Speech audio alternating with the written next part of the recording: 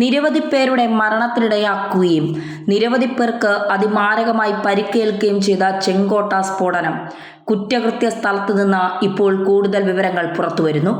ഗൂഢാലോചന നടത്തി എന്നുറപ്പിക്കുന്ന ആളുകളിലേക്ക് അന്വേഷണ ഏജൻസികൾ എത്തി നിൽക്കുന്ന കാഴ്ച.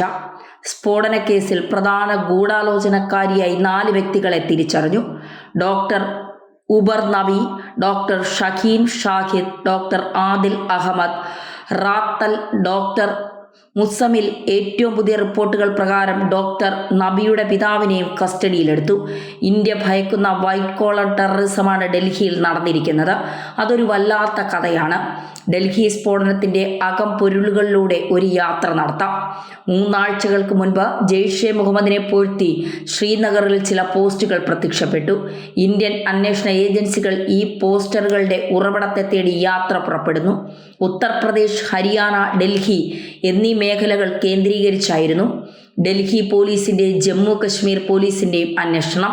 ഒപ്പം ഹരിയാന പോലീസും തീവ്രവാദ വിരുദ്ധ സ്ക്വാഡും. ഇതിനിടയിൽ Jammu Kashmir police white collar terror ecosystem എന്ന് വിശേഷിപ്പിക്കുന്ന ഒരു പ്രത്യേക റിക്രൂട്ടിംഗ് സംവിധാനത്തെക്കുറിച്ച് തിരിച്ചറിയുന്നു.